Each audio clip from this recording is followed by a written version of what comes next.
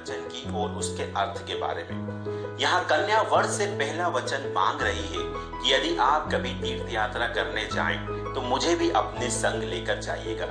यदि आप कोई व्रत, उपवास अथवा अन्य धार्मिक कार्य करें तो आज की भांति ही मुझे अपने वाम भाग यानी कि बाईं ओर बिठाएं। यदि आप इसे स्वीकार करते हैं तो मैं आपके वामांग में आना स्वीकार करती हूँ।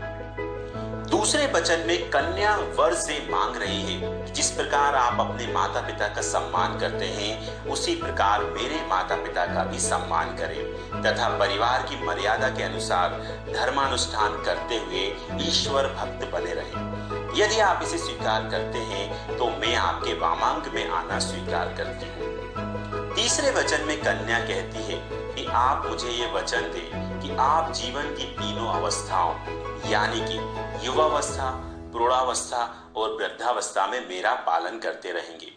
यदि आप इसे स्वीकार करते हैं तो मैं आपके वामांग में आना स्वीकार करती हूँ।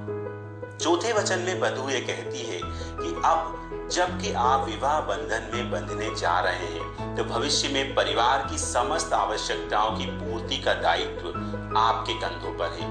यदि आप इस भार को वहन करने की प्रतिज्ञा करें तो मैं आपके वामांग में आना स्वीकार करती हूँ। पांचवें वचन में कन्या कहती है कि अपने घर में कार्यों में विवाह आदि लेन देन अथवा अन्य किसी हेतु खर्च के समय आप मेरी भी राय लिया करें तो मैं आपके वामांग में आना स्वीकार करती हूँ। छठवें वचन में कन्या कहती है कि यदि मैं कभी अपनी सहेलियों या अन्य महिलाओं के साथ बैठी रहूं तो आप किसी के सामने भी मेरा अपमान नहीं करेंगे। यदि आप जुआ अथवा अन्य किसी भी प्रकार की बुराइयां अपने आप को दूर रखें तो ही मैं आपके वामांग में आना स्वीकार करती हूँ।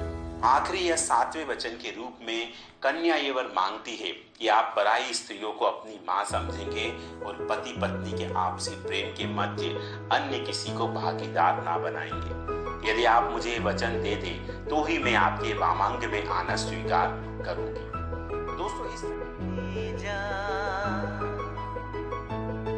जा तुझको सुखी संसार मिले, बाबुल की दुआ